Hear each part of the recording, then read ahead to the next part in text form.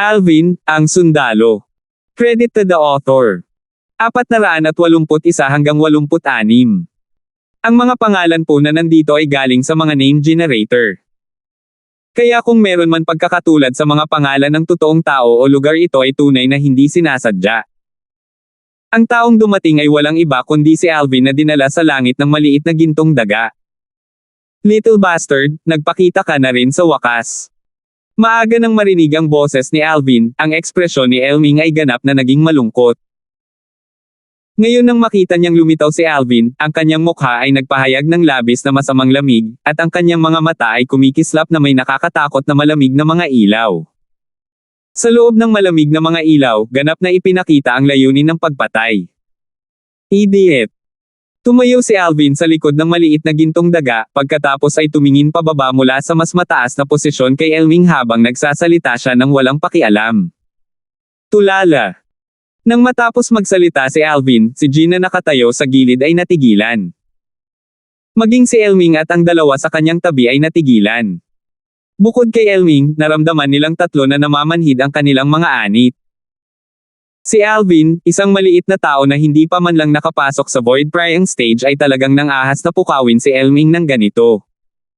Little bastard, nililigawan mo si kamatayan. Ang origin energy sa katawan ni Elming ay tumaas at ang kanyang nakakatakot na wind concept ay pumulupot sa kanyang katawan habang naglalabas ito ng alon ng nakakatakot na aura. Sa itaas niya, 13 sinaunang may sungay na mga silhwete ng dragon ay nag-condense sa anyo, at ang mga ito ay nakapulupot pababa na may mapang api na kahanga-hangang lakas. Ika-6 na antas ng void initiation stage. Ika-5 antas ng konsepto ng hangin. Sa kasalukuyan, habang nakatayo si Elming doon, ang mga hibla ng Light Asher Chi ay kumikislap sa paligid ng origin energy na pumapalibot sa kanyang katawan, at tila siya ay nag-transform sa isang Diyos ng hangin. Kuya Elming! Malungkot ang ekspresyon ni Jean nang makita niya si Elming na nagbabalak na salakayin si Alvin. Ang isa sa inyo ay dating Sect Guardian Elder ng Demonic Lotus Blade Sect, ang isa pa sa inyo ay dating Sect Guarding Elder ng Origin Convergent Sect. Dapat ay hindi ako nagkamali ng pagkakaalala, di ba? Nang ang kahangahangang paraan ni Elming ay bumaril sa kalangitan na parang bahaghari at nagnanais na umatake, si Alvin na nasa mata ng bagyo sa halip ay nagkaroon ng kalmado na ekspresyon, at naglaan siya ng oras upang tumingin sa matandang lalaki na may pulang damit at matandang berdeng nakadamit na nakatayo sa gilid ni Elming at nagsalita ng dahan-dahan. Alvin, maswerte ka na hindi ka namin nagawang patayin sa tuktok ng Dubipik noong araw na iyon. Gayunpaman, patay ka ngayon. Nagsalita ang matandang nakasuot ng pula sa mahinang boses. Ang berdeng nakadamit na matandang lalaki ay walang pakialam na sumulyap kay Alvin, at ang kanyang walang pakialam na tingin ay parang nakatingin sa isang bangkay. Marahil, sa kanyang mga mata, si Alvin ay isa ng bangkay. Orihinal na nais kong ibahagi ang isang magandang bagay sa inyong dalawa. Ngunit dahil pareho kayong hindi interesado, kung gayon hindi ko ito sasabihin. Sige, hayaan mo akong patayin si Elming. Si Alvin ay naglaan ng kanyang oras upang magsalita muli, at siya ay may isang walang hiyang ekspresyon. Sinasadya mong magtaka. Lumubog ang mukha ni Elming, itinuring niya si Alvin bilang hindi niya napansin, at ang kanyang origin energy ay tumaas sa pagtaas ng kanyang kamay. Whoosh! Ang wind concept ay umikot sa paligid niya, na naging sanhi ng pag-freeze ng hangin na para bang ang lahat ng hangin ay na-extract ng buo. Nang makita niya si Elming na aatake na, isang spirit sword na tila puno ng taglagas na tubig ang lumitaw sa kanyang kamay, at ang kanyang pares ng magagandang mata ay kumikislap na may ningning ng kaseryosohan. Wala siyang kahit katiting na katiyakan kapag kaharap si Elming. Mamatay! Biglang sumigaw si Elming, ang origin energy sa kanyang kamay ay umuungal, at dinala niya ang origin energy na nakondensed mula sa kanya sa ika-5 antas ng wind concept, na tila naging wind dragon na bumuka ang dagwang bibig nito at kumagat kay Alvin. Nanatiling hindi nagbabago ang ekspresyon ni Alvin, at hindi siya kumibo o umiwas. Malungkot ang mukha ni Jean, nakapulupot ang origin energy sa spirit sword sa kanyang kamay habang ang isang walang kapantay na matalim na konsepto ng sword ay lumapat dito, at naghahanda siyang umatake. Pickmaster Jean, wala kang kailangang gawin. Sa sandaling ito, isang voice transmission ang narinig ng mga tainga ni Jean, at naging sanhi ito nang hindi niya mapigil ang matigilan, pagkatapos ay tumingin siya kay Alvin. Kumpiyansa nang umiti si Alvin kay Jean. Siya mismo ang nagpadala ng voice transmission sa kanya.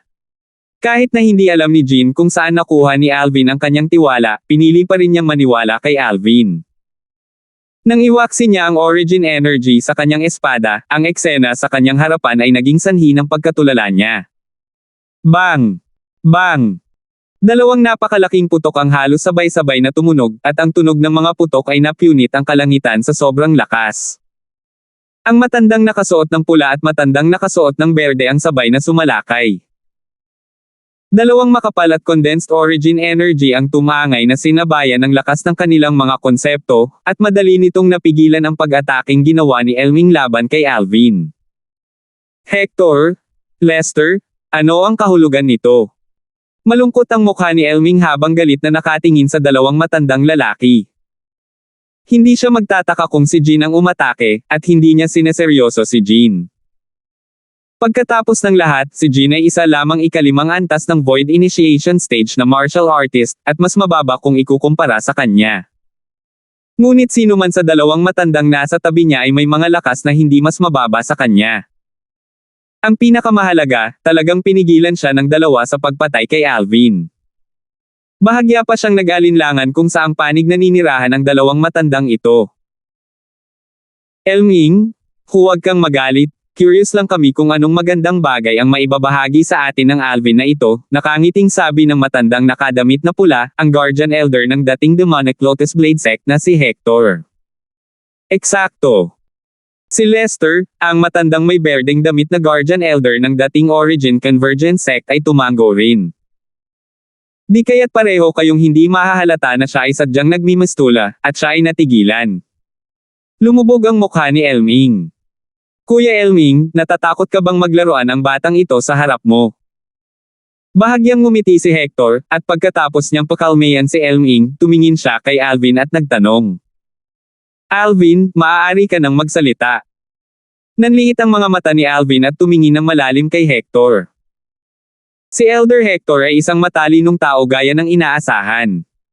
Dahil ganito ito, sasabihin ko sa inyong lahat. May alam akong lugar, at mayroong 10,000 years stalactite milk doon. 10,000 taon na stalactite milk. Sa sandaling matapos magsalita si Alvin, ang mga ekspresyon ng tatlong matatanda ay agad na napuno ng pagkabigla. Maging si Jean ay may pagtataka na ekspresyon. Bilang isang figure na nakatayo sa tuktok ng Asher Forest Imperial Kingdom, natural na malinaw sa kanila kung ano ang 10,000 years stalactite milk. Nakatulong ang 10,000 years stalactite milk na mapataas ang likas na talento ng isang martial artist hanggang sa limitasyon. Pinakamahalaga, ang 10,000 years stalactite milk ay walang anumang mga paghihigpit, at kahit sino ay maaaring ubusin ito. Kahit na ubusin nila ito ay magkakaroon ng parehong epekto. Maaari nilang isipin na kung makuha nila ang 10,000 years stalactite milk at madagdagan ang kanilang natural na talento sa limitasyon, kung gayon ang paglusot sa ikapitong antas ng Void Initiation Stage ay hindi mahirap sa lahat. Marahil, kapag ang oras na iyon ay talagang dumating, ang kanilang mga layunin ay nagbago. Hindi sila magiging sobra-sobra sa ikapitong antas ng Void Initiation Stage at maaaring isaalang-alang ang pagsingil sa Void Interpretation Stage. Para sa isang oras, ito ay ganap na nakamamatay na tahimik sa taas, at tanging mga alon ng mabibigat na paghinga ang maririnig. Tahimik na tumingin si Alvin sa tatlong matandang nasa harap niya. Alam niyang natutokso ang tatlong matanda. Sa totoo lang, ang sitwasyon sa harap niya ay masasabing nilikha niya mula sa maingat na pagsasaalang-alang. Dahil alam niya na kung hindi niya ito gagawin, kung gayon, kahit na nakatakas siya sa Crimson Sky Kingdom sa pamamagitan ng kapalaran, lahat ng may kaugnayan sa kanya sa Crimson Sky Kingdom, tulad ng mga miyembro ng Divine Might Marquis Estate at ang mga miyembro ng Duan Clan ay tiyak na hindi makakatakas sa kalamidad na ito. Hindi ito isang bagay na gusto niyang makita, kaya, naisip niya ang pamamaraang ito. Alvin, alam mo ba talaga kung saan mayroong 10,000 years stalactite milk? Tumingin si Jean kay Alvin at nagtanong sa pamamagitan ng voice transmission, at ang kanyang tono ay naglalaman ng bahagyang pagkabalisa sa loob. Maging siya ay hindi maiwasang matukso ng 10,000 years stalactite milk. Pickmaster Jean, alam ko talaga kung saan mayroong 10,000 years stalactite milk. Kahit na ako mismo ay nakakonsumo ng sapat na 10,000 years stalactite milk, at ang aking likas na talento ay nadagdagan sa sukdulan ng isang martial artist sa Cloud Continent. Hindi lang ako, kahit na Kelly at Little Megan na kumonsumo ng kanilang natural na stalactite milk, at ang kanilang natural na talento ay tumaas sa sukdulan ng isang martial artist sa Cloud Continent. Ang mga talento ay hindi mas mababa sa akin. Hindi nagpapigil si Alvin at sinabi ang lahat. Para kay Alvin, ang 10,000 years stalactite milk sa Megrez Peak ng 7-star sword sect ay wala ng silbi. Kung tutuusin, ang 10,000 years stalactite milk na naipon doon sa loob ng maraming taon ay halos nalinis na niya. Ang ilang patak ng 10,000 years stalactite milk na pamatak ng napakahirap sa loob ng maikling ilang taon na ito ay walang malaking silbi sa kanya. Hanggat makapasok ako sa foreign lands, makakarating ako sa lokasyon ng 10,000 years stalactite milk na nakatagpo ng Rebirth Martial Emperor. Sa kasalukuyan, mahigit 10,000 taon na ang nakalipas mula noong linisin ng Rebirth Martial Emperor ang 10,000 years stalactite milk sa place na iyon. Nang mag-isip siya hanggang dito, nagliwanag ang mga mata ni Alvin. Kapag nahanap ko na ang lugar na iyon, muli akong makakakuha ng malaking halaga ng 10,000 years stalactite milk.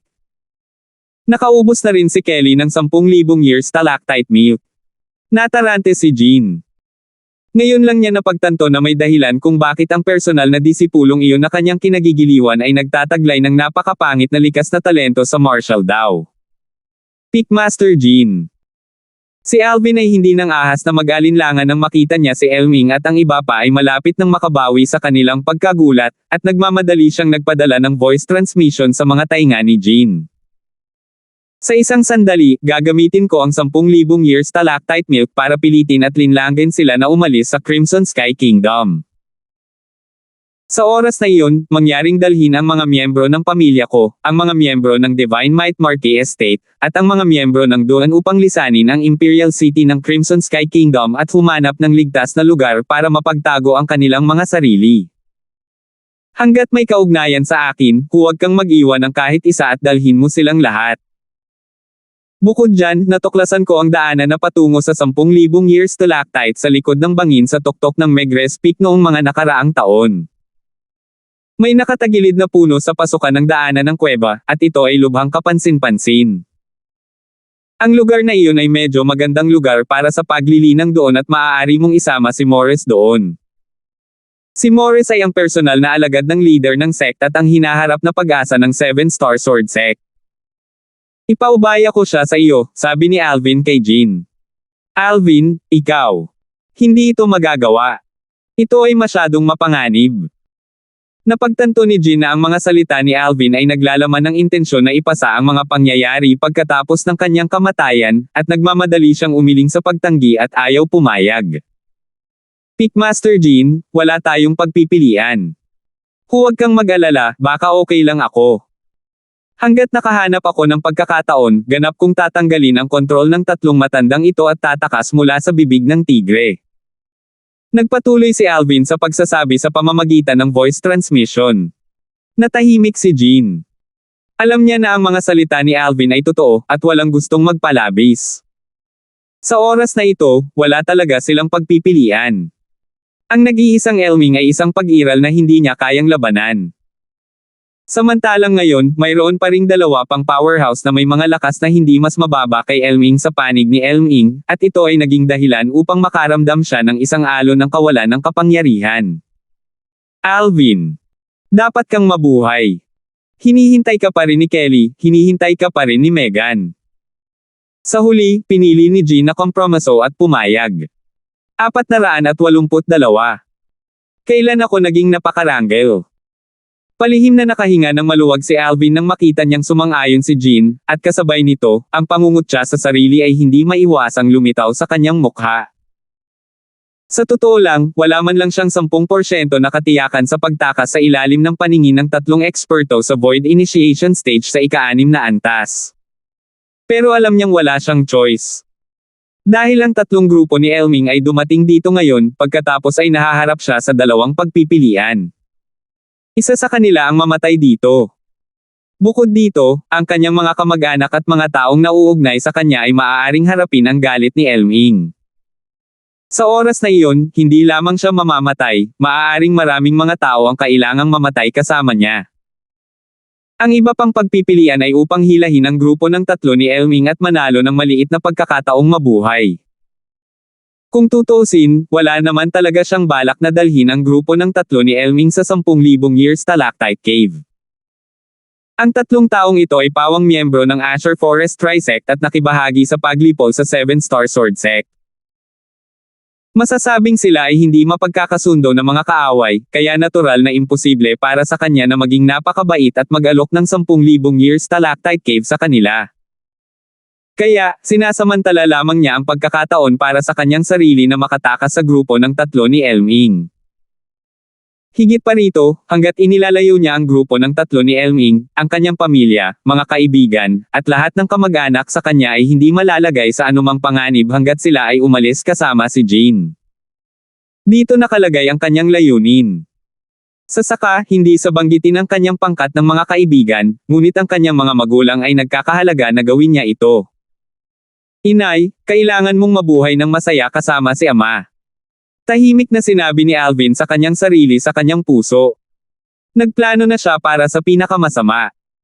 Samantalang ngayon, sa loob ng malaking courtyard house sa loob ng lungsod ng Imperial City ng Crimson Sky Kingdom. Sa harap na courtyard, isang grupo ng mga tao na pinamumunuan ni Raymond at Rosa ang nakatayo doon habang nakatingin sila sa langit. Tita Rosa, magiging okay siya, tama ba? Si Leia na nakatayo sa gilid ni Rosa ay may nag-aalalang ekspresyon at medyo mapatla ang mukha, at ang kanyang mga mata ay may mga luhang malapit ng tumulo. Si Prinsesa Sofia ay nakatayo sa kabilang panig ng Rosa, mahigpit niyang hinawakan ang kamay ni Rosa, at ang kanyang palad ay basang-basa na ng pawis. Talagang may magandang kapalaran ang batang iyon sa pag-ibig. Si Raymond na nakatayo sa gilid ay sumulyap kina Leia at Prinsesa Sofia, at hindi niya maiwasang mapabuntong hininga sa emosyon. Naunawaan niya na kahit na si Leia o si Prinsesa Sofia, ang kanilang pagmamalasakit kay Alvin ay nagmumula sa puso, at walang kahit katiting na kasinungalingan o pagpapanggap. Senior Brother Alvin. Tumangala si Morris sa langit, mahigpit na kumuyam ang kanyang mga kamao, at ang kanyang ekspresyon ay sobrang madilim. Sa sandaling ito, kinasusuklaman niya ang kanyang sarili dahil sa pagiging masyadong mahina at hindi niya kayang tulungan si Alvin. Young Master. Kinagat ng manager na si Rina ang kanyang ibabang labi at nag-aalala rin ang ekspresyon. Mataas sa langit, sa likod ng mga ulap at ambon. Sina Elming, Hector, at Lester, ang tatlong Guardian Elder ng Azure Forest Trisect, ay nakabawi mula sa kanilang pagkabigla at sabay-sabay na bumaril ang kanilang mga tingin kay Alvin.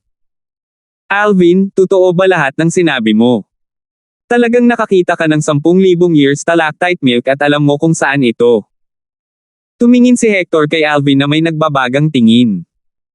Si Lester ay nakatitig ng matiim kay Alvin, at ang kanyang tingin na tila kayang tumago sa lahat ay bumaba kay Alvin, na tila gustong malaman kung nagsisinungaling si Alvin.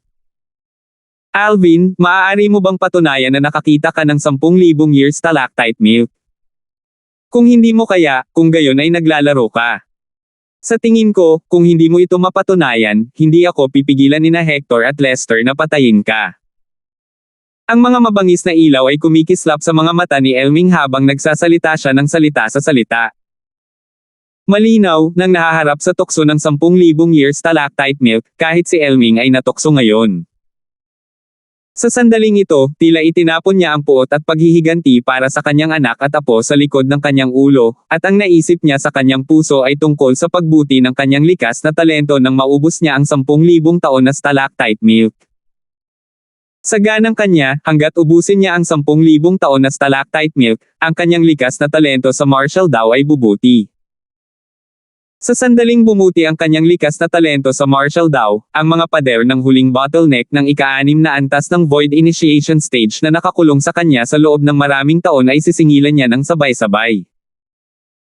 Sa oras na iyon, opisyal siyang tataantong sa ikapitong antas ng Void Initiation Stage at tatayo sa tuktok ng Azure Forest Imperial Kingdom, at makikipagkompetensya sa taong iyon mula sa Imperial Family ng Azure Forest Imperial Kingdom at siya ang numero 1 eksperto sa Azure Forest Imperial Kingdom. Ngayon, ang pag-iisip lamang tungkol dito ay nagdulot ng isang alon ng pananibik sa kanyang puso. Eksakto. Parehong tumango sina Hector at Lester nang marinig nila si Elming, at malinaw nilang sinabi ang kanilang saloobin. Kung hindi mo kayang patunayan, Alvin, na nakita mo na ang 10,000 years stalactite milk, hindi na namin pipigilan si Elming na patayin ka pa. Hindi nagulat si Alvin sa kahilingan ng tatlo na grupo ni Elming. Nang makita niyang nakatingin silang tatlo na may nagbabagang mga tingin, itinaas ni Alvin ang kanyang kamay at isang bote ng tableta ang lumitaw doon. Kasunod nito, tinanggal niya ang takip ng bote ng tableta at binaligtad ito. Tumulo. Isang patak ng gatas na puting likido ang tumulo sa dulo ng daliri ni Alvin, at ang likido ay kumikislap na may puting gatas na kinang. Isang strand ng kakaibang aura ang lumabas. Ito talaga ang 10,000 years stalactite milk. Bagamat ang tatlong grupo ni Elming ay hindi pa nakakita ng 10,000 taon na stalactite milk, ang aura lamang na lumabas mula sa patak na ito ng gatas na puting likido ay sapat na upang maging sanhi ng bahagyang pagpintig ng origin energy sa kanilang mga katawan, at ito ay naging sanhi ng kanilang lubos na napagtanto kung gaano pambihira ang patak na ito ng isang gatas na puting likido. Ngayon, hindi na nila pinagdudahan ang mga salita ni Alvin. Nang lumiwanag ang mga tingin ng tatlo sa grupo ni Elming habang nakatingin sila sa 10,000 years stalactite milk sa kamay ni Alvin, gumalaw si Alvin. Bigla siyang nagtaas ng kamay. Swish! Ang 10,000 years stalactite milk sa kanyang kamay ay kumislap, direktang kumikislap patungo sa kalapit na Jean. Samantalang si Jean ay pinaalalahanan ni Alvin sa pamamagitan ng voice transmission kanina, kaya nang makita niyang gumalaw si Alvin, bahagya niyang ibinuka ang kanyang mga labi, at tama lang nasuluhin ang patak na ito ng 10,000 years stalactite milk. Agad, isang puting ilaw ang kumislap sa katawan ni Jean. Tulad ng inaasahan sa 10,000 years stalactite milk, napakahimala. Naramdaman ni Jean ang nakapagpapagaling na lakas ng 10,000 years stalactite milk at malinaw niyang nararamdaman na ang origin energy sa kanyang katawan ay umikot ng mas mabilis kaysa dati. Bata! Ikaw! Malungkot ang grupo ni Elming na tatlo at galit silang tumitig kay Alvin nang makita nilang binigay talaga ni Alvin ang 10,000 years stalactite milk kay Jean. Bakit ka magagalit? Hanggat alam ninyong lahat ang lokasyon ng 10,000 years stalactite milk, hindi ba't lahat kayo ay magkakaroon ng mas maraming gatas hanggat gusto mo? I'm really sorry. Nagmadali akong umalis sa huling pagkakataon at ang patak na iyon na lang ang natitira mula sa 10,000 years stalactite milk na dala ko. Nagkunwaring bumantong hininga si Alvin, pagkatapos ay tumingin sa maliit na gintong daga sa ilalim niya. Ang balanse ay kinakain niya. Ang mga matutulis na ilaw ay kumikislap sa mga mata ng tatlong grupo ni Elming, at tila nagkasundo sila pagkatapos magtinginan sa isa't isa. Munting bastard, dalhin mo kami sa 10,000 years stalactite milk. Maaari naming iwanan ang iyong bangkay na buo. Tumingin si Elming kay Alvin at malamig na sumigaw. Iwanang buo ang bangkay ko.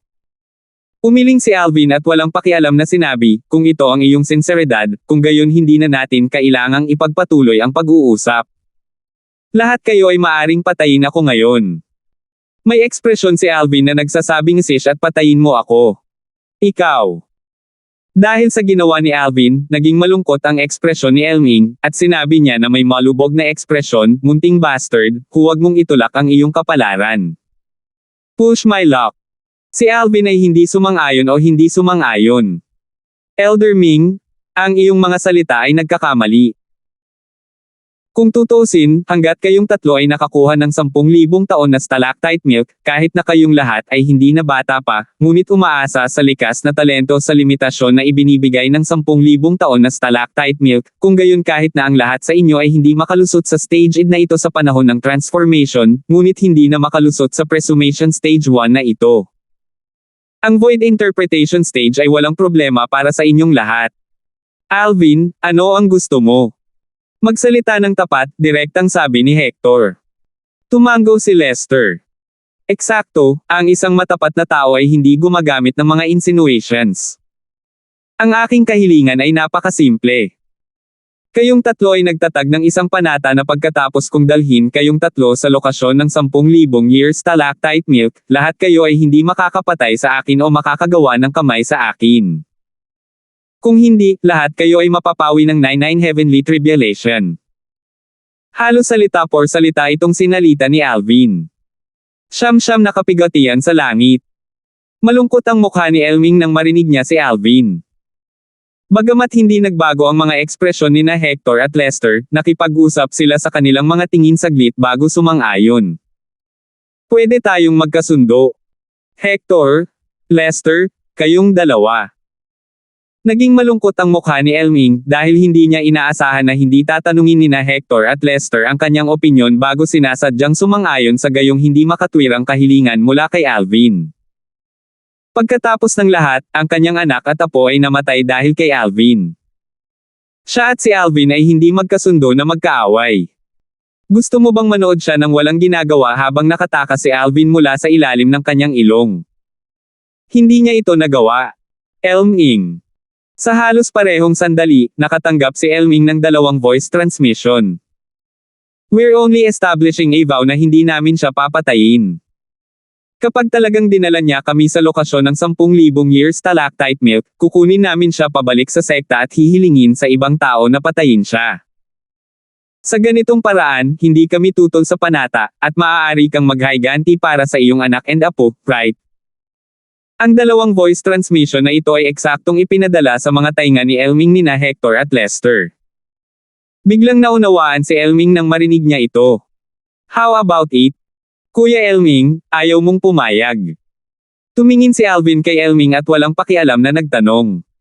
Pwede akong pumayag. Nagngangalit si Elming habang nagsasalita. Kuya Elming, pumayag ka ba talaga? Tumaas ang kilay ni Alvin at bahagyang nagulat siya. Since ganito. Pagkatapos ang tatlo sa iyo mangyaring itatag ang panata. Nagkatinginan ng tatlong grupo ni Elming nang marinig nila ito, pagkatapos ay sabay na kinurot ang kanilang mga daliri. Tatlong patak ng dugo ang tumaas sa hangin. Nang ang grupo ng tatlo ni Elming ay nagnanais na magtatag ng isang panata sa 99 heavenly tribulation, ang kanilang mga mukha ay agad na namutla. Hindi na kailangang magkagulo. Kayong tatlo, FK off. Isang mababa at namamaos na boses ang tila walisin mula sa lahat ng direksyon habang ito ay kumalat sa kalangitan at pumasok sa mga tainga ni na Alvin, Jean, at Elming ng tatlo. WHO. Natigilan sina Alvin at Jean. Samantalang sa sandaling ito, nakita nila ang isang eksenang hindi nila makakalimutan sa buong buhay nila.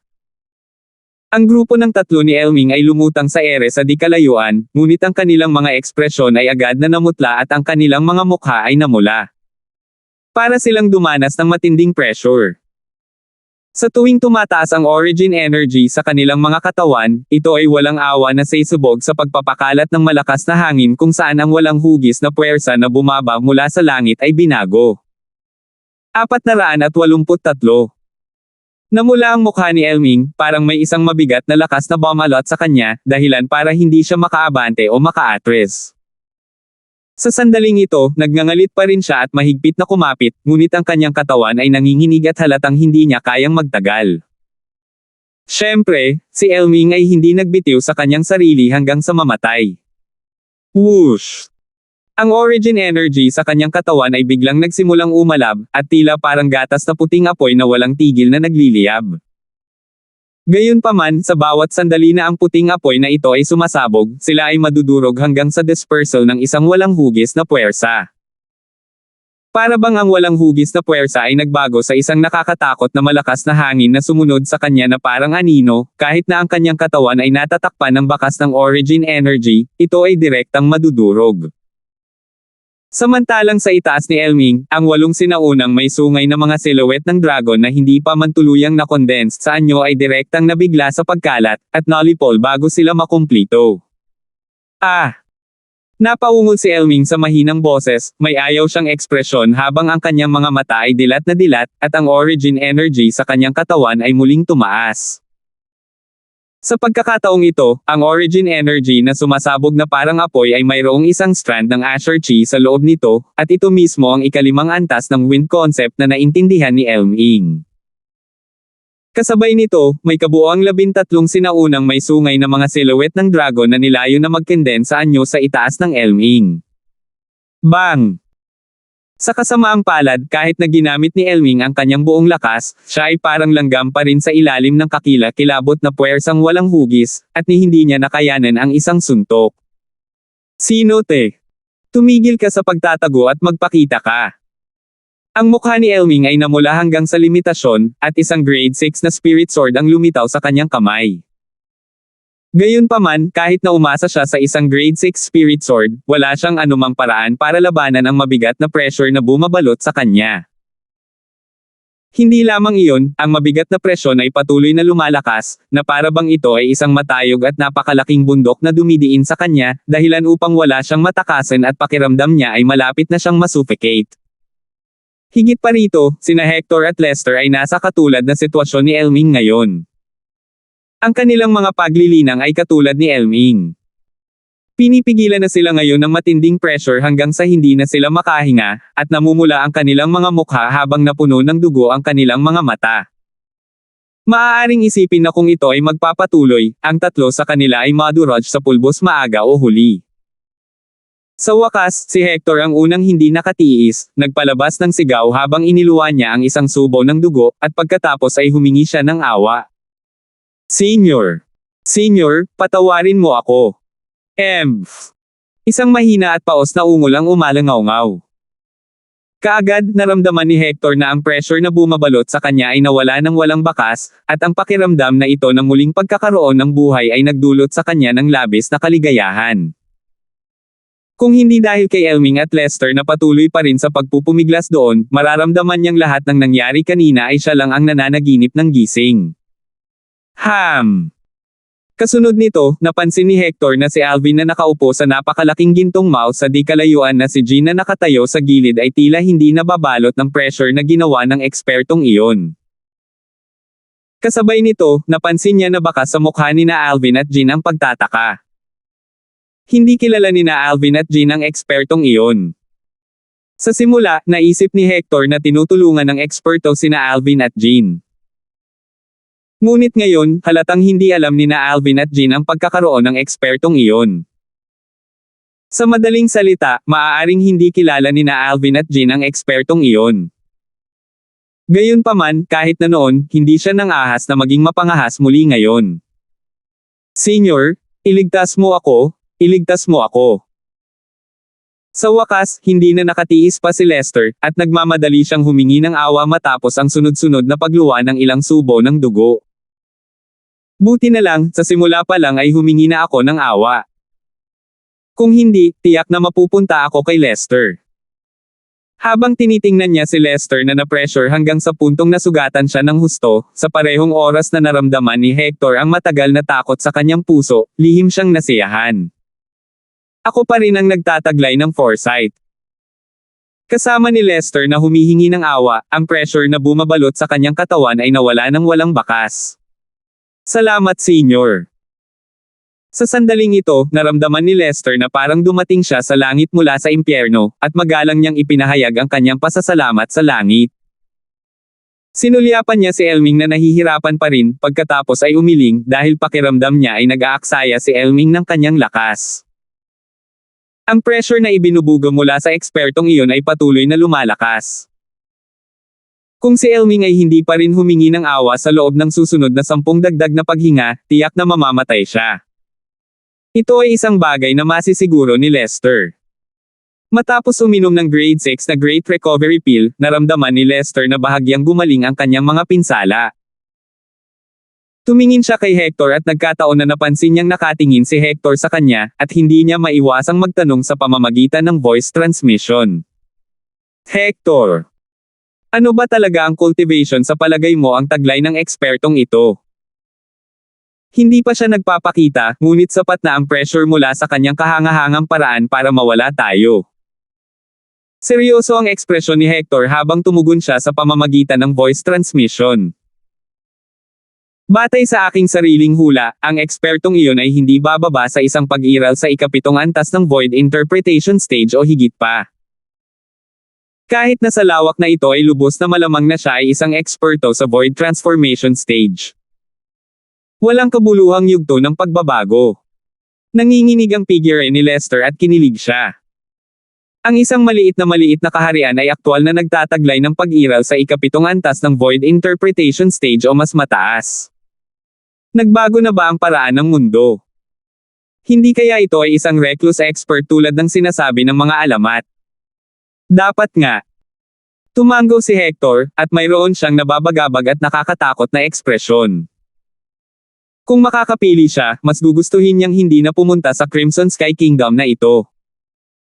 Ang eksenang iyon mula sa sandaling iyon kanina ay isang bagay na hindi niya makakalimutan sa buong buhay niya. Senior, iligtas mo ako. Iligtas mo ako. Bigla, si Elming sa wakas ay hindi nakatiis at humingi ng awa pagkatapos ng ilang paghinga. Ang dugong inilabas niya ay parang maliit na talon na bumubulusok pababa, at ito ay isang napakagandang tanawin. Muling umalangaw-ngaw ang mahina at paos na ungol. Ang nakakatakot na presyon ay naglaho ng walang bakas na tila hindi kailanman lumitaw. Samantala, sinulyapan nina Hector at Lester si Elming na may nakakatakot na maputlang ekspresyon, at ang lamig ay hindi maiwasang lumabas mula sa kanilang mga puso. Ito ang resulta ng pagiging matigas ang ulo.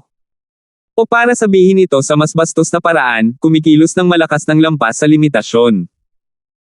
Hindi ko akalain na may ganoong eksperto sa Crimson Sky Kingdom.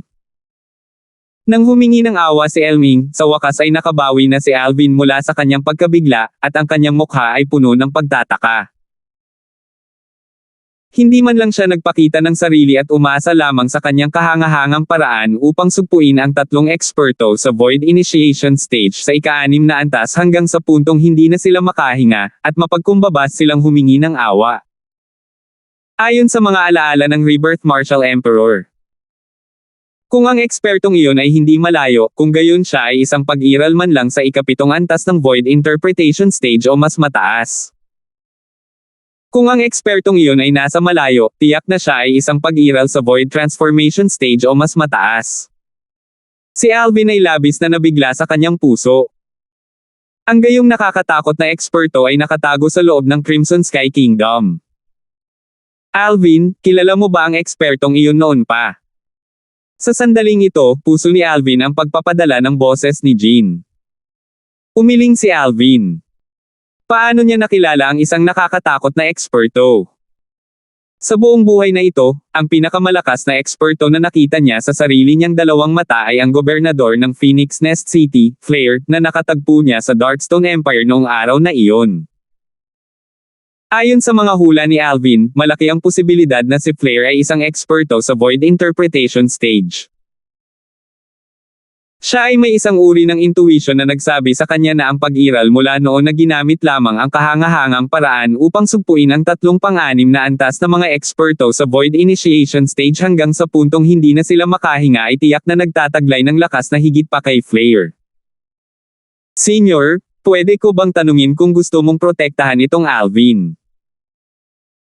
Uminom si Elming ng isang pampagaling na tableta, at bahagyang nabawi ang kanyang mga sugat bago huminga ng malalim at dahan-daang nagtanong patungo sa langit. Ang pagsasalita ni Elming ay isang bagay na hindi inaasahan nina Hector at Lester, at agad na namutla ang kanilang mga mukha. Nililigawan ba ni Elming si kamatayan? Sa sandaling ito, masyado lang silang sabik para sa ekspertong iyon na tuluyang magtago at hindi na muling magpakita o magsalita muli. Kung tungkol sa pagpatay kay Alvin at pagpatay sa mga damo sa ugat para sa Asher Forest Trisect, at maging ang usapin ng pagpilit kay Alvin na pangunahan sila sa 10,000 years stalactite. Ang kinabukasan ay puno ng mga pagkakataon. Ngunit ngayon, ang Elming na ito ay tila walang ibang hinangad kundi ang ekspertong iyon ay muling lumitaw. Elming, kung gusto mong mamatay huwag mo kaming kaladkarin kasama mo. Sa loob ng ilang sandali, hindi napigilan nina Hector at Lester ang pagsabog ng boses sa mga tainga ni Elming at galit na nagsalita. Gayunpaman, binaliwala sila ni Elming at sinabi pa rin sa malalim na boses, "Senyor, nilumpo nitong si Alvin ang apo ko at dituwirang pinatay ang anak ko. May hindi mapagkakasunduang awayan sa pagitan nating dalawa. Sana matupad ni Senior ang hiling ko at payagan ng Junior na ito na kunin siya." Walang hanggan ang pasasalamat ni Junior. Sa sandaling sinabi ito ni Elming, kumunot ang noo ni Alvin at bahagyang nabalisa siya sa kanyang puso. Si Jean ay may nababagabag na ekspresyon din. Alam niya ng malinaw sa kanyang puso na hanggat ang mahiwagang ekspertong iyon ay nagsasalita ng isang salita ng pagprotekta kay Alvin, kung gayon kahit na ayaw ni Elming, wala siyang magagawa kundi ang umalis. Pigil ang hininga ni na Hector at Lester. Sa wakas, muling narinig ang mahina at paos na boses. "Ang awayan ninyong dalawa ay walang kaugnayan sa akin, at ayokong madamay." Nagliwanag ang tingin ni Elming nang marinig niya ang mahiwagang eksperto, at nasa sabik niyang sinabi, "Salamat, Senyor." Habang nagsasalita siya, humakbang pasulong si Elming habang ninanais niyang ilayo si Alvin. Ang kasiya siyang sorpresa ay lumitaw sa mga mukha ni na Hector at Lester. May pag-asa para sa 10,000 years stalactite milk. Namutla ang mukha ni Jean habang siya ay nagsusumamo ng may paggalang. "Senyor, sana ay matulungan mo at mailigtas ang batang ito." Walang hanggan ang pasasalamat ni Jean. Isang mapait na ngiti ang lumitaw sa mga sulok ng bibig ni Alvin nang una niyang inakala na makakatakas siya sa kalamidad na ito, ngunit sino ang nakakaalam na babalik siya sa dati. Mukhang kailangan niyang bumalik muli sa impyerno mula sa langit. Halos sa sandaling umikot ang emosyon ng lahat, muling narinig ang mahina at paos na boses ng mahiwagang eksperto. Gayunpaman, hindi pinahihintulutan ang pagiging mapangahas ng mga tagalabas sa loob ng teritoryo ng Crimson Sky Kingdom. Kayong tatlo, bumalik sa pinanggalingan ninyo. Lahat kayo ay maaaring gawin ang anumang gusto ninyo sa anumang iba pang lugar, at ito ay walang kaugnayan sa akin kahit kaunti. Ngunit sa loob ng teritoryo ng Crimson Sky Kingdom, kayong mga outsider martial artists sa Void Initiation Stage at mas mataas ay maaaring makakalimutan ang tungkol sa pananakit ng isang solong tao o pagkuha ng isang solong tao. Ang boses ng mahiwagang eksperto ay puno ng pagmamalabas, at nagsalita siya sa paraang parang pag-aari niya ang buong Crimson Sky Kingdom. Ang kahulugan sa loob ng kanyang mga salita ay napakasimple. Ang lahat ng mga martial artist mula sa labas na nasa Void Initiation Stage o mas mataas ay maaaring magdulot ng kaguluhan sa ibang lugar, pumatay sa sinumang gusto nila, at kunin kung ano man ang gusto nila. Ngunit sa Crimson Sky Kingdom, hindi ito pinayagan. Pinoprotektahan niya ang bawat tao sa Crimson Sky Kingdom upang hindi maranasan ang pang-aapi ng isang martial artist sa Void Initiation Stage at pataas mula sa labas ng kaharian. Ang nasa sabik na mga ngiti sa mukha ng tatlong grupo ni Elming ay ganap na natigilan nang marinig nila ang misteryosong eksperto. Samantalang sina Alvin at Jean sa halip ay nagulat na mga ekspresyon. "Kayong tatlo, umalis ka agad sa Crimson Sky Kingdom. Kung maglakas loob kang manatili, pagkatapos ay maaari lamang akong mag-apply ng kaunting parusa sa inyong lahat, at hayaan kayong lahat na makakuha ng isang mahusay na memorya." Muling umalangaw-ngaw ang boses ng mahiwagang eksperto, at naglalaman ito ng bahagyang pagkainip sa loob. "Tara na." Si Hector at Lester ay hindi nang ahas na mag-alinlangan, at nag-aatubili silang tumingin kay Alvin bago lumipad patungo sa kalangitan. 484. Si Elming ay may malungkot na ekspresyon habang nakatingin siya kay Alvin ng may galit, at ang malagim na layunin ng pagpatay sa kanyang mga mata ay mahirap pigilan. Gayunpaman, hindi siya nang ahas na kumilos ng padalos-dalos sa sandaling ito. Dahil sinabi na ng mahiwagang ekspertong iyon ang salita na gusto niyang protektahan ang lahat sa loob ng teritoryo ng Crimson Sky Kingdom. Sa sandaling ito, gaano man niya kagustong patayin si Alvin at gaano man niya ayaw umalis, wala siyang ibang paraan. Bago ang mahiwagang eksperto, maaari lamang siyang magkompromiso. "Alvin, maaari kang bumagsak na parang pagong sa Crimson Sky Kingdom sa buong buhay mo. Kung hindi, ako, si Elming, ay talagang hindi ka pakakawalan." Si Elming ay winalis si Alvin sa kanyang malamig at walang pakialam na tingin sa bandang huli, pagkatapos ay balak niyang umalis. Kung gayon maghihintay ako at tingnan. Si Alvin ay ngumiti ng walang pakialam, at tila wala siyang pakialam kahit kaunti. Nanginig ang katawan ni Elming at ang apoy ng galit sa kanyang galit na ekspresyon ay tila nakakapaso sa limitasyon. Hindi siya nagalit sa huli, at umalis sa isang malungkot na estado kasama sina Hector at Lester. Ang tatlong magagaling na eksperto sa void initiation stage sa ika-6 na antas ay dali-daling dumating at dali-daling umalis. Wala silang nagawa, at katumbas ito ng pagdating para sa wala. Hindi napigilan ni Alvin ang buntong hininga, at nagpasalamat siya sa langit. Salamat Senyor, sa pagpapahiram ng kamay. Ngunit sa kasamaang palad, ang boses ng mahiwagang ekspertong iyon ay hindi na muling nagpakita. At naging sanhi ito ng pakiramdam ni Alvin na tila panaginip ang lahat. Siyempre, alam niyang hindi panaginip ang lahat. Mayroon talagang isang dalubhasa na may lubhang nakakatakot na lakas na umiiral sa loob ng Crimson Sky Kingdom. Hindi ko naisip na ang mga ito ay magiging isang nakakatakot na pag-iral sa loob ng maliit na Crimson Sky Kingdom na ito. Sa sandaling ito, si Jean ay may nagtatakang ekspresyon din. Laking gulat niya sa kakayahan ng ekspertong iyon noon pa man. Siguro, ang lakas ng ekspertong iyon ay hindi mas mababa kaysa kay Kuya. Huminga ng malalim si Jean at dahan-daang pinakalma ang kanyang kalooban, pagkatapos ay tumingin kay Alvin. Alvin, nagsasabi ba ng totoo si Elder Ming kanina? Talagang napilayan mo ang kanyang apo, si Keegan? Tanong ni Jean kay Alvin na nagtataka.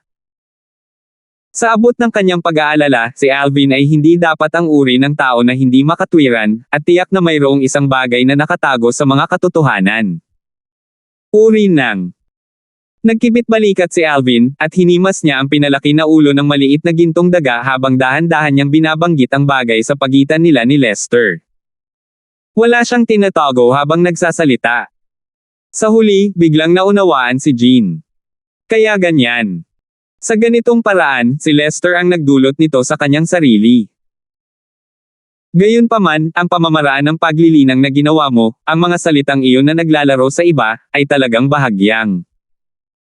Nang matapos siyang magsalita, hindi alam ni Jean kung paano magpapatuloy. Pagkakastres sa sarili. Ang isipin na ang maliit na batang ito ay nakapag-isip ng ganoong bagay. Napahawak si Alvin sa kanyang ilong sa kahihiyan, pagkatapos ay tumawa ng nahihiya. Hindi ako masyadong nag-isip nung time na yon, at naramdaman ko lang na masaya. Hindi inaasahan, sila talaga. Sa totoo lang. Isang muscle meridian rebirth scroll na gawa-gawa niya ang nakapilayan sa pinakamahalagang bagay na taglay ng anak ni Lester. Ito ay isang bagay na hindi inaasahan ni Alvin. Sa hilagang bahagi ng Crimson Sky Kingdom, tatlong figure ang mabilis na lumipad sa kalangitan at direktang nakarating sa hangganan ng Crimson Sky Kingdom bago bumagal.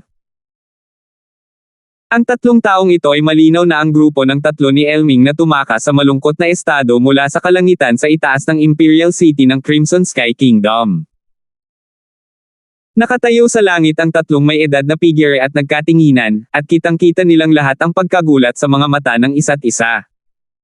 Nakakatakot ang ekspertong iyon. Si Lester ay may bahagyang takot sa kanyang puso habang nagsasalita siya. Nasa unahan ng teritoryo ng Azure Forest Imperial Kingdom. Dapat ba tayong umalis muna sa Crimson Sky Kingdom at dumaan sa hangganan sa pagitan ng Azure Forest Imperial Kingdom at ng Crimson Sky Kingdom bago pag-usapan ang tungkol sa ekspertong iyon? Huminga ng malalim si Hector at sinulyapan ang Crimson Sky Kingdom, at bahagyang natakot siya habang nagsasalita. Dahil sa mga salita ni Hector, hindi napigilan nina Elming at Lester na umiling. Gusto lang kutsain ni Elming si Hector nang magsalita si Lester sa harap niya. Hector, atras ka habang mas nabubuhay ka. Hindi may kakaila, ang ekspertong iyon ay talagang napakabigat. Gayunpaman, gaano tayo kalayo sa Imperial City ng Crimson Sky Kingdom? Sa tingin mo ba ay malalaman ng ekspertong iyon na hindi tayo umalis sa Crimson Sky Kingdom? Tumango si Elming bilang malalim na pagsang-ayon. Tumawa si Hector sa panlilibak sa sarili nang marinig niya ito, at naramdaman niya na marahil ay napakasensitibo niya talaga. Kahit na ito ay isang eksperto sa void transformation stage, malamang na hindi sila masusubaybayan ng eksperto sa napakalayo na distansya. Maliban na lang kung wala talagang gagawin ang eksperto at sinundan sila. Gayunpaman, posible ba ito? Tinanong ni Hector ang kanyang sarili sa tanong na ito, at nadama niya na silang tatlo ay hindi dapat magkaroon ng ganoong kalaking karangalan na dapat sundin ng eksperto.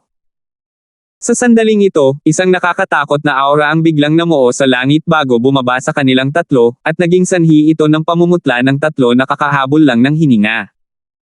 Masyado silang pamilyar sa kahangahangang aura na ito. Senior. Ang mukha ni Hector ay namumutla. Kanina, iniisip niya na ang eksperto na nagpoprotekta sa Crimson Sky Kingdom ay hindi dapat sumunod sa kanila. Ngunit ngayon ay tila hindi ganoon ang mga katotohanan. Malamang na sinundan sila ng eksperto at sinusubaybayan sila kung masunurin sila at aalis. At ngayon, hindi sila umalis ng masunurin.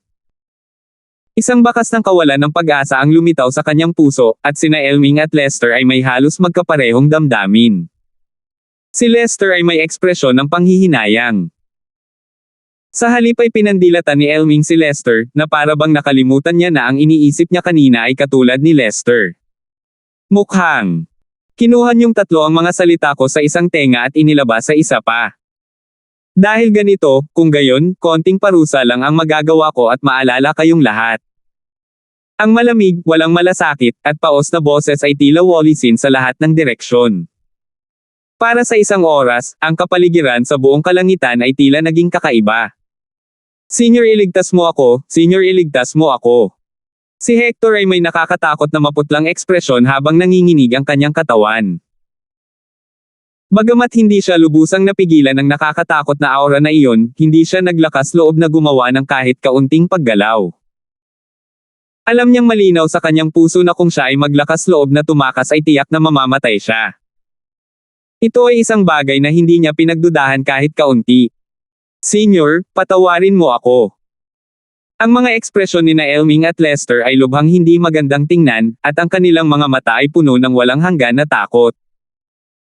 Bago ngayon, halos hindi sila maglakas loob na maniwala na sa kanilang mga lakas, sila ay talagang paulit-ulit na humingi ng awa sa harap ng parehong tao sa isang maliit na kaharian. Gayunpaman, naunawaan nila na kung hindi sila humingi ng awa, tiyak na mamamatay sila. Kanina, ikaw ang nagtanong sa mga pamamaraan ko. Ang namamaos na boses ay napuno ng malagim na lamig nang marinig ito. Kasabay nito, ang hangin sa itaas ni Lester ay umiikot habang ang daloy ng hangin ay tanggayan palabas, na tila nag-transform sa sunod-sunod na bilog ng mga alon na kumalat. Samantalang sa gitna ng ripple, ang hangin ay nakompress, at ang mga ulap at ambon ay kumulo. Kasunod nito, whoosh! Isang kulay violet na kidlat na makapal na parang balde ng tubig ang lumitaw mula sa manipis na hangin, pagkatapos ay diretsyong tumama patungo sa ulo ni Lester. Naramdaman lamang ni Elming at Hector ang isang bagay na kumikislap sa harap ng kanilang mga mata. Bang! Sa halos isang iglap bago pa man magkaroon ng oras ang kanilang pag-iisip para tapusin ang pag-ikot, napansin nila na si Lester na nakatayo sa malapit ay nawala ng walang bakas. Samantalang ang kidlat na iyon ng kulay violet na kidlat na kasing kapal ng balde ng tubig ay naglaho na rin.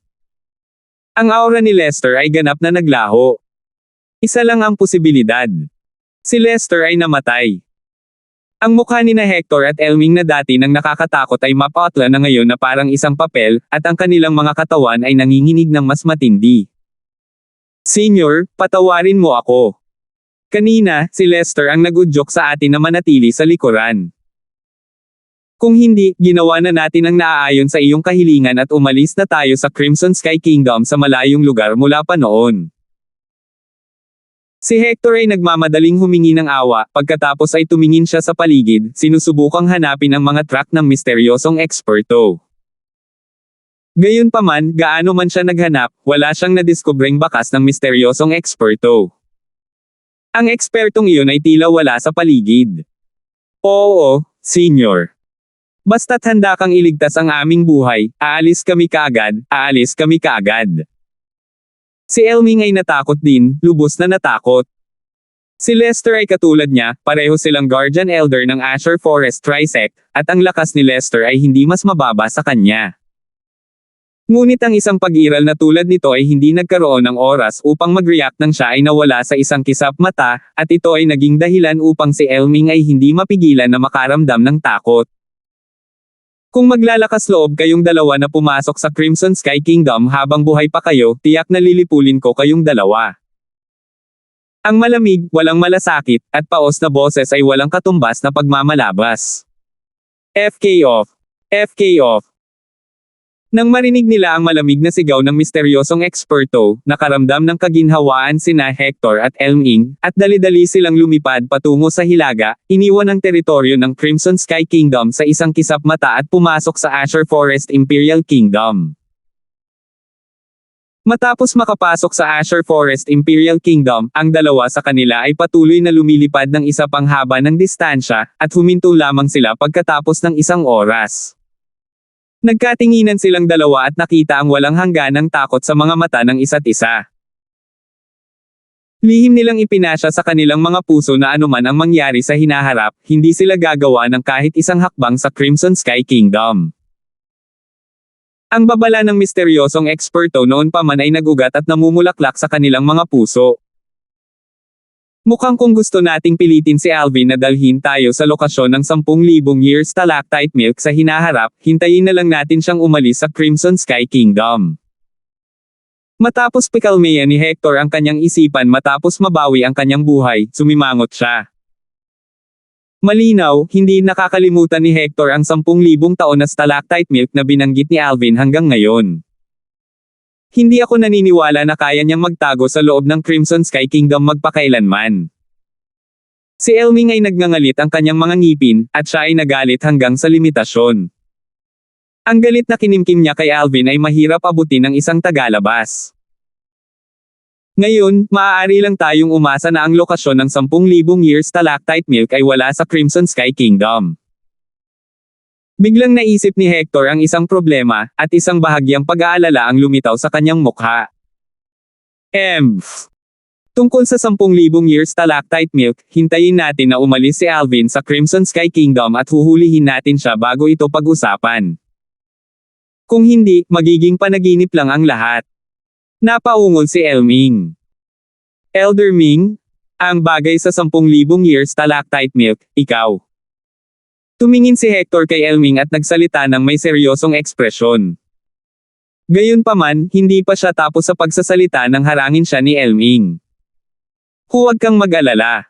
Hindi ako tanga sa puntong ibinahagi ko ang 10,000 year stalactite milk sa iba. Kung kakaunti ang mga taong nakakaalam nito, mas kapaki-pakinabang ito sa atin. Ang 10,000 year stalactite milk ay nangangailangan ng isang tiyak na halaga upang matulungan tayo upang mapabuti ang ating likas na talento hanggang sa limitasyon.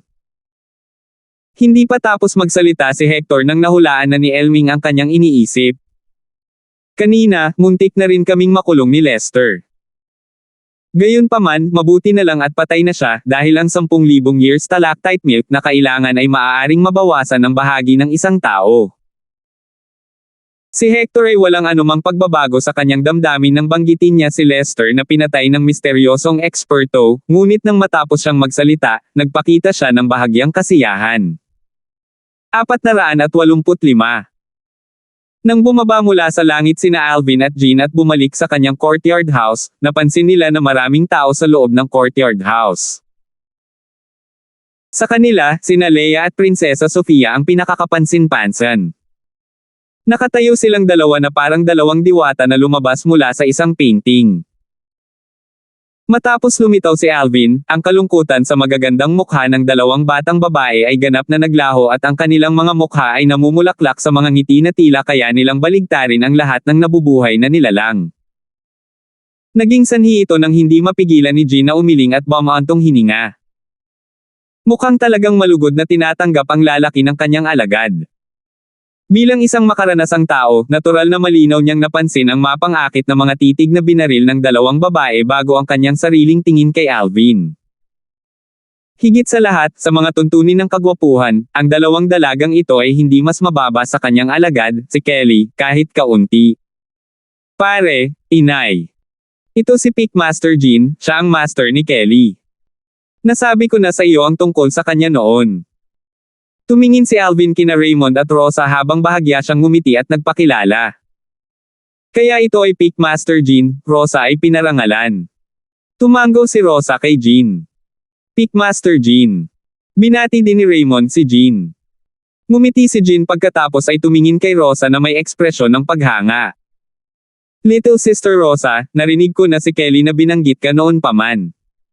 Napakaswerte mo talaga. Nakakainggit talaga ang pagkakaroon ng napakagandang anak. Isang kaakit-akit ng ngiti ang sumilay sa mukha ni Rosa nang marinig niya ito.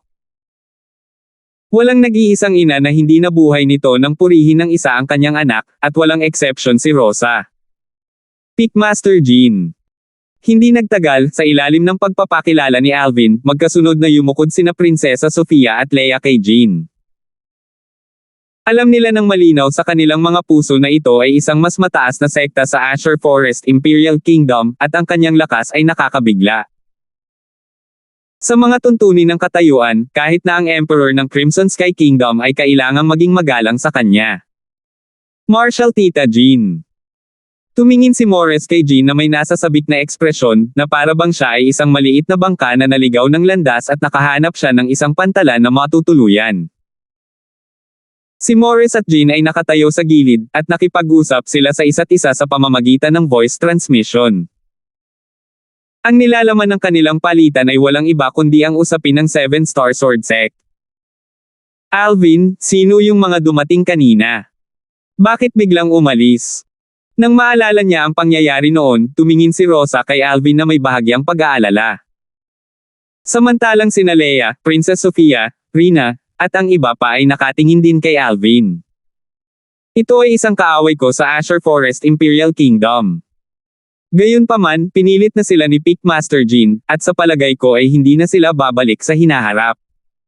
Si Alvin ay random na nakahanap ng dahilan. Hindi niya sinabi ang katotohanan ng bagay na iyon dahil ayaw niyang mag-alala ang kanyang ama at ina sa kanya. Pagkatapos ng lahat, sa mata ng kanyang ama at ina, ang Azure Forest Imperial Kingdom ay walang alinlangan na isang napakalaki, isang pag-iral na walang kapantay. Kung ipaalam niya sa kanyang mga magulang na nahaharap siya sa isang napakalaking tulad nito, walang alinlangan na mag-aalala sila para sa kanya. Hindi nag-alinlangan si Rosa sa kanyang mga salita at tumango. Mabuti naman. Tama, Alvin, hindi mo ba sinabi na sinundan ni Kelly at Meghan si Pickmaster Jean para maglakbay ng mahabang panahon? Ngayong bumalik na si Pickmaster Jean, bakit hindi pa sila bumabalik? Ngumiti si Alvin. Nay, noong pabalik na sina Kelly at Meghan, nagkataon lang na dumating sila sa kritikal na sulok para sa paglusob, kaya bumalik sila sa sekta upang magbungkal muna. Tungkol naman kay Pickmaster Jean, pumunta siya upang sabihin sa akin ang tungkol sa bagay na ito. Biglang naunawaan si Rosa. Kaya ganyan. Kasunod nito, tumingin si Rosa kina Leia at Prinsesa Sofia at sinabing dahan-dahan, si Leia at Sofia ay sumugod sa unang posibleng sandali nang malaman nilang nasa panganib ka. At kahit na sila ay nasa estado ng pagkabalisa para sa iyo kanina. Samahan mo silang kumain sa labas, at kunin ito bilang pagtulong sa kanilang makawala sa kanilang pagkagulat. Nang matapos magsalita si Rosa, sumulyap siya ng malalim kay Alvin sa paraang nagsasabing hindi matutuwa si inay kung tatanggi ka. Mapait na ngumiti si Alvin habang tumango, at hindi siya tumanggi.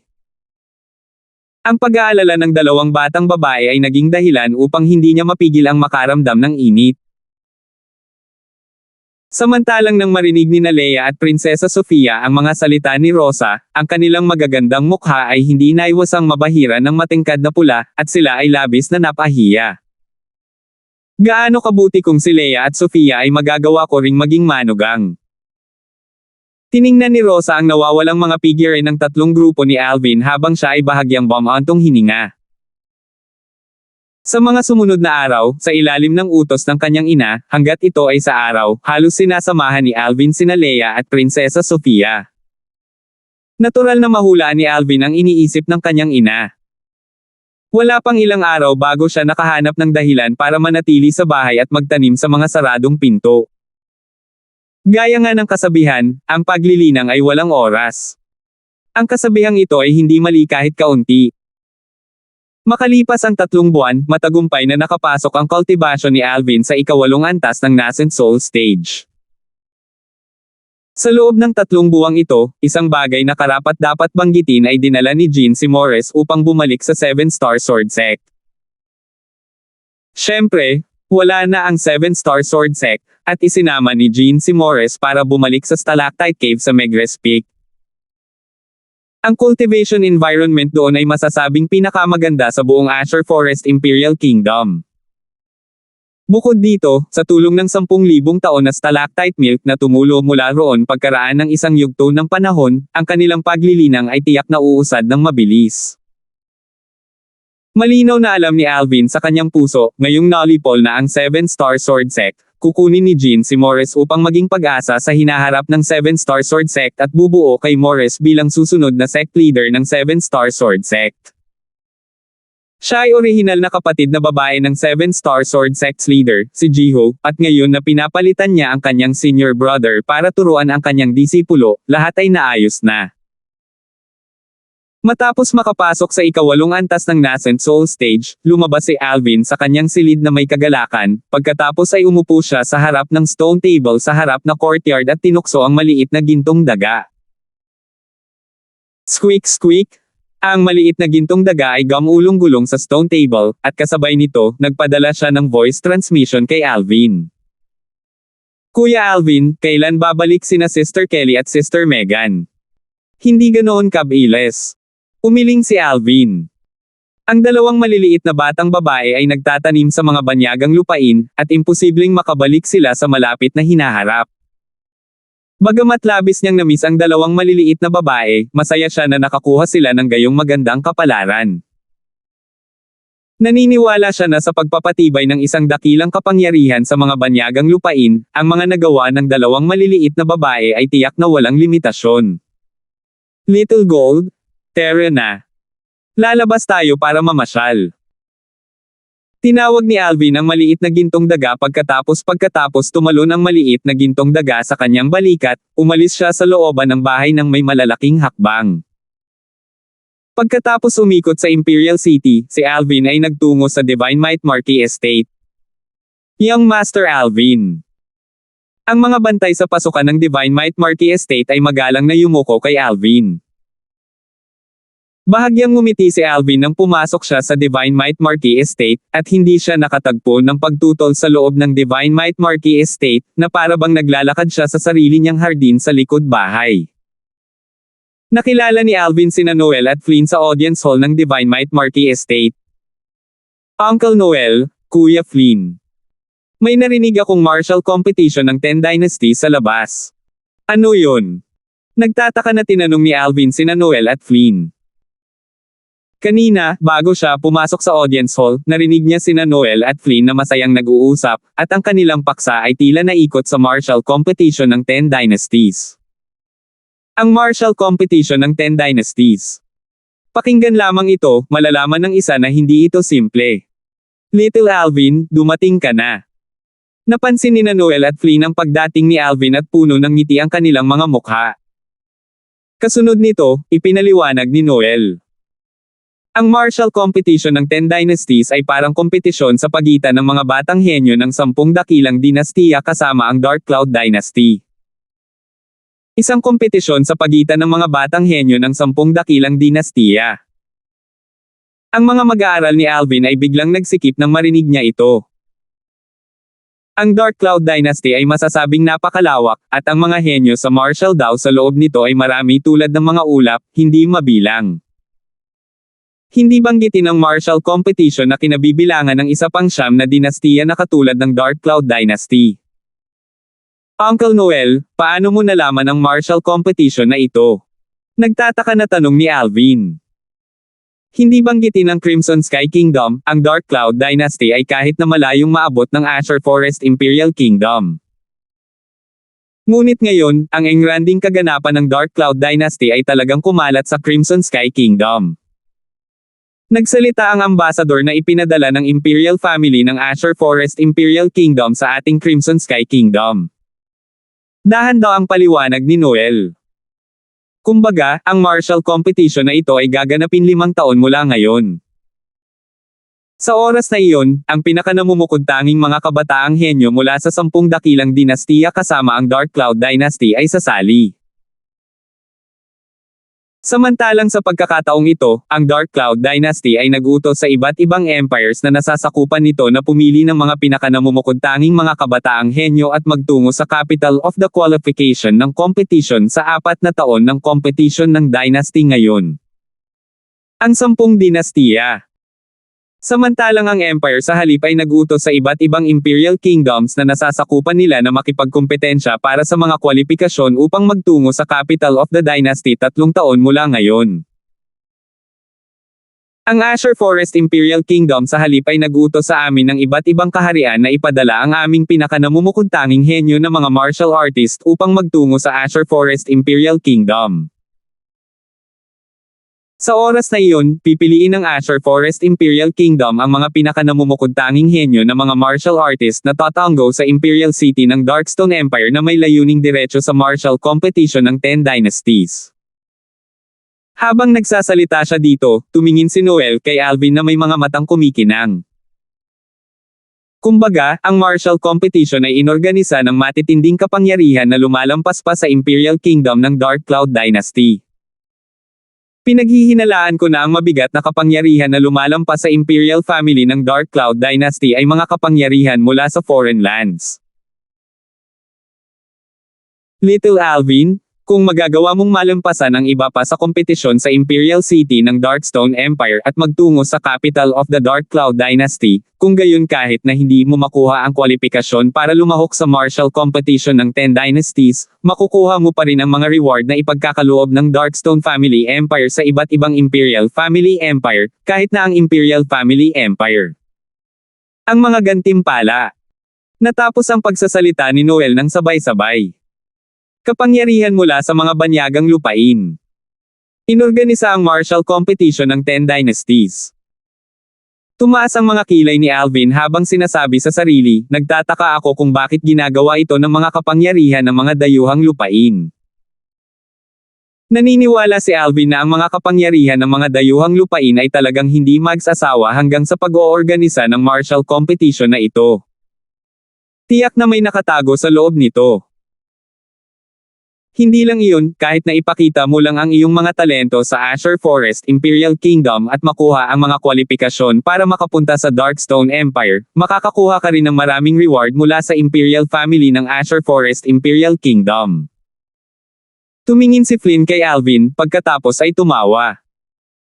Little Alvin, napagpasyahan na ng kanyang kamahalan na ang ating Crimson Sky Kingdom ang magpapadala sa iyo. Hanggat nakapagpakita ka ng kahangahangang talento sa Azure Forest Imperial Kingdom, ang ating Crimson Sky Kingdom ay makakamit ang masaganang pagkakaloob ng Azure Forest Imperial Kingdom at kahit na mapapawi sa buwis sa loob ng 10 taon. Lahat ng nasasakupan na kaharian ay kailangang magbayad ng malaking halaga ng buwis sa mas malaking kaharian na nasa itaas nila. Ito ay palaging panuntunan ng iba't ibang dinastiya. Ang Crimson Sky Kingdom at ang iba't ibang kaharian ay kailangang magbayad ng buwis sa Azure Forest Imperial Kingdom. Samantalang ang Azure Forest Imperial Kingdom at ang iba't ibang Imperial Kingdom ay kailangang magbayad ng buwis sa Darkstone Empire sa halip. Ang Darkstone Empire at ang iba't ibang empire ay kailangang magbayad ng buwis sa Dark Cloud Dynasty sa halip. Mga kapangyarihan mula sa mga banyagang lupain. Kumislap ang tingin ni Alvin habang ang mga sulok ng kanyang bibig ay may ngiti. Martial Competition of the 10 Dynasties. 5 taon mula ngayon. 486. Masasabing ang pagkakataon sa pagkakataong ito ay win-win opportunity para sa ating Crimson Sky Kingdom at sa iyo. Ang mga salita ni Flynn ay puno ng kumpiyansa kay Alvin.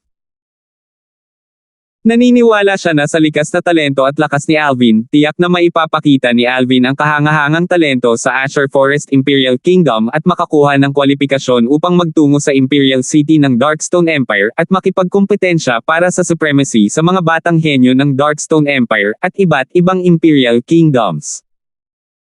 Sa sandaling nagawa ni Alvin na patuloy na magpakita ng kahangahangang talento sa Darkstone Empire. Makakapagtungo si Alvin sa kabisera ng dinastiyang Dark Cloud at makikipagkumpetensya para sa mga kwalifikasyon na lumahok sa kompetisyon sa Marshal ng 10 dinastiya kasama ang mga batang henyo ng dinastiyang Dark Cloud at iba't ibang imperyo. Maiisip na ang mga kabataang eksperto na nakakuha ng mga kwalifikasyon para lumahok sa Marshal competition ng 10 dynasties ay tiyak na ang pinakapangit na mga henyo sa iba't ibang dinastiya. Ang Marshal Competition ng 10 Dynasties ay ang kompetisyon sa pagitan ng mga grupo ng mga batang henyo na tumayo sa tuktok ng 10 dakilang dinastiya. Sa oras na iyon, isa na namang matinding pakikibaka.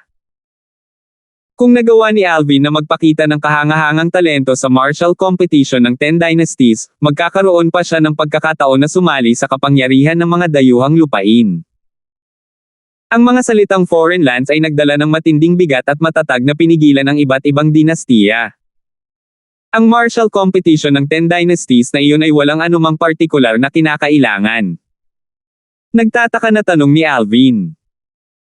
Kumbaga, ang mga taong kasali sa Marshal Competition ay hindi maaaring higit sa 40 taong gulang at dapat ay tunay na nakababatang henerasyon.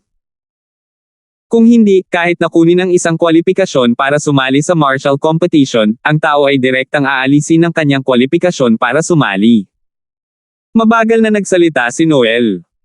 Sa madaling salita, ang mga batang henyo ng iba't ibang dynasties na naghanda para sa Marshal Competition ay hindi maaaring higit sa edad na 35.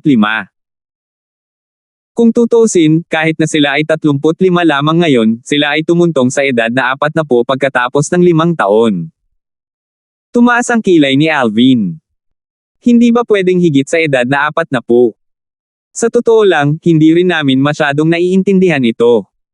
Nakangiting sabi ni Flynn, normally speaking, yung mga nasa below 40 ay pare-parehong tinatawag na mga kabataang lalaki. Pero maraming tao higit sa edad na 40 tulad ni Uncle Raymond na nasa edad na 50 pa sa mabuting kalusugan, at tumingin sila na parang mga kabataang lalaki sa edad na 30. Habang nagsasalita siya dito, sumulyap si Flynn kay Noel at tumawa. Hindi tulad ng aking ama. Ano? You little brat, you dare complain na matanda na ang tatay mo. Galit na nanlilisik si Noel habang sumisigaw siya sa mahinang boses. Agad na napaatras si Flynn nang marinig niya ito. Pare, nagbibiro ako, nagbibiro. Kuya Flynn. Si Alvin ay hindi sumang-ayon sa sinabi ni Flynn. Nakakita ako ng mga tala sa isang sinaunang aklat.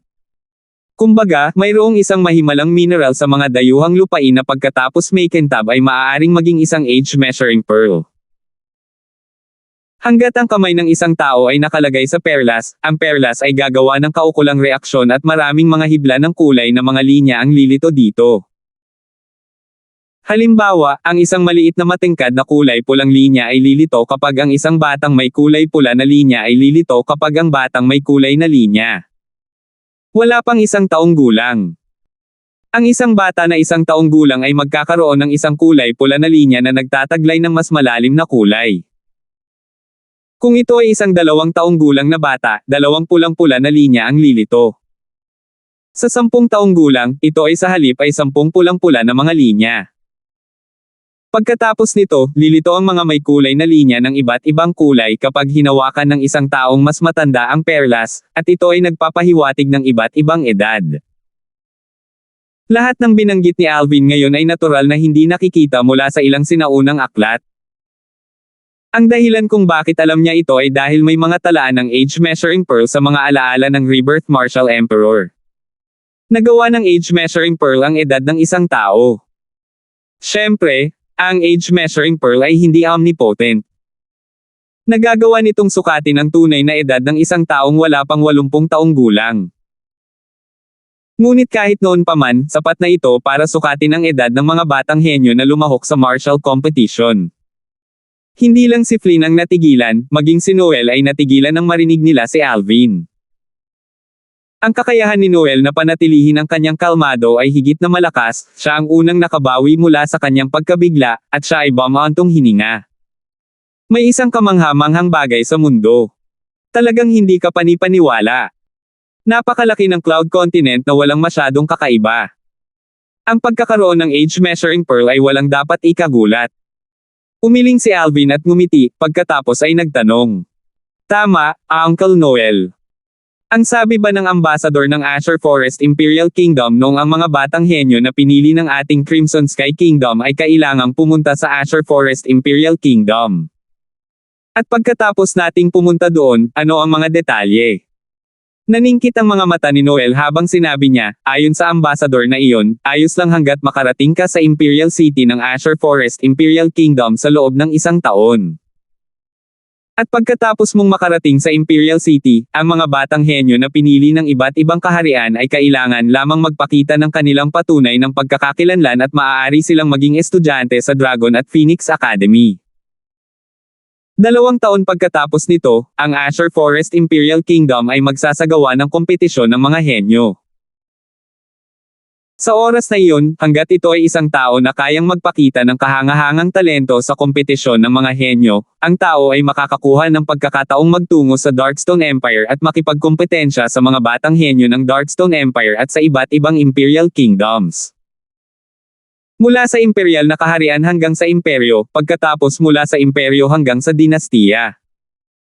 Pagkatapos noon ay ang martial competition ng 10 dinastiya. May isip na sino man na makakalakad hanggang sa katapusan nito ay tiyak na makakamit ang kadakilaan. Nang matapos siyang magsalita, bahagyang nasa sabik si Noel. Ngunit sa kasamaang palad, ang martial competition ng 10 dynasties ay masyadong mabilis na dumating.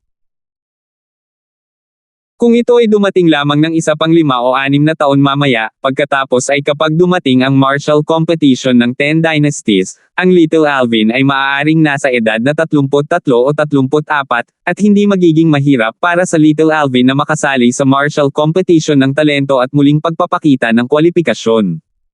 Doon. Napabuntong hininga si Flynn. Kahit na siya ay may tiwala kay Alvin, ngunit ang kanyang edad ay masyadong bata, kung tutuusin. Marahil ay magkakaroon ng pagkakataon si Alvin na magtungo sa imperyo at maging sa dinastiya, at makakalaban niya ang mga batang henyo ng iba't ibang Imperial Kingdom at Empires. Ngunit ang pagnanais na sakupin ang mga kwalipikasyon para sa martial competition ng 10 dynasties ay malamang na lubhang mahirap. Hindi siya tumingin ng mabuti kay Alvin. Eksakto. Tumango si Noel, at lubos na sumang-ayon sa mga salita ni Flynn. Si Alvin lamang ang hindi sumang-ayon o hindi sumang-ayon. Pagkatapos ng lahat, nagsimula ang martial competition makalipas ang 5 taon. Sino ang makatitiyak sa mangyayari sa loob ng 5 taon? Little Alvin, sabihin mo sa iyong mga magulang pagkabalik mo. Huwag palampasin ang pagkakataong ito. Hindi mahaba o maikli ang 1 taon. Kahit na maglakbay ka kasama ang isang nascent soul stage na mabangis na hayop, malamang na mangangailangan ito ng kalahating taon mula rito hanggang sa Imperial City ng Azure Forest Imperial Kingdom.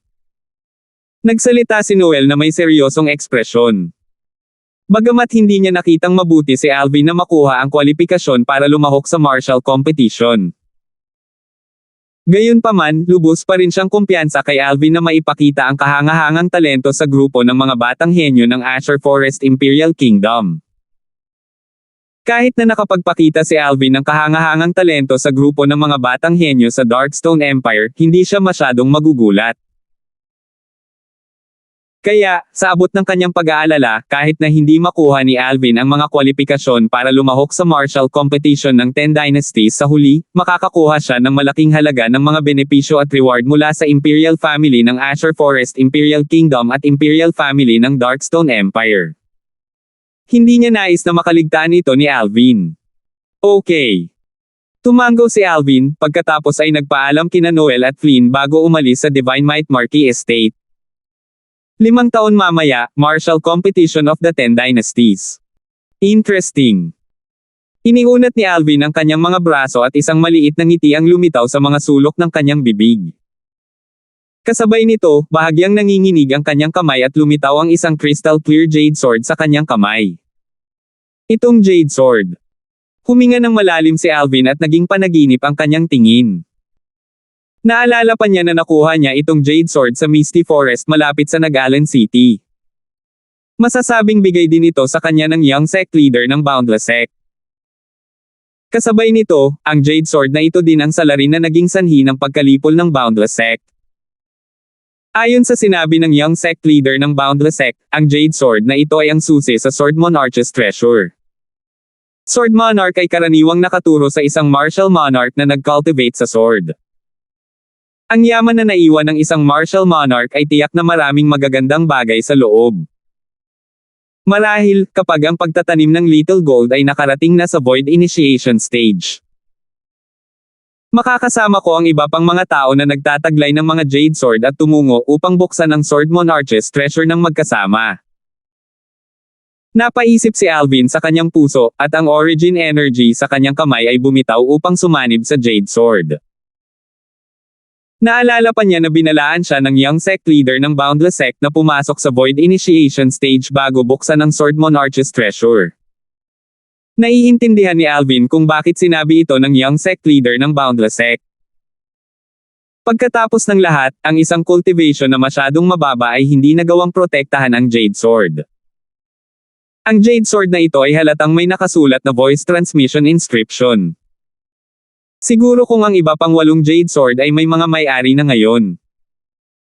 Naalala pa ni Alvin ang sinabi ng young sect leader ng Boundless Sect noong araw na iyon. May kabuuang 9 na Jade Sword. Sa pamamagitan lamang ng pagtitipon ng 9 na Jade Sword mabubuksan ang Sword Monarch's treasure.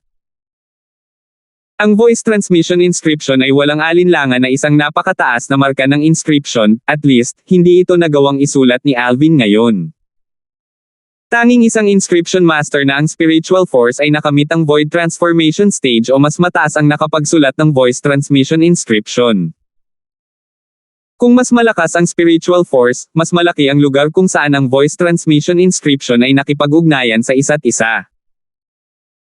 Naisip ni Alvin sa kanyang puso at ang origin energy na sumanib sa Jade Sword ay direktang nag-activate ng voice transmission inscription.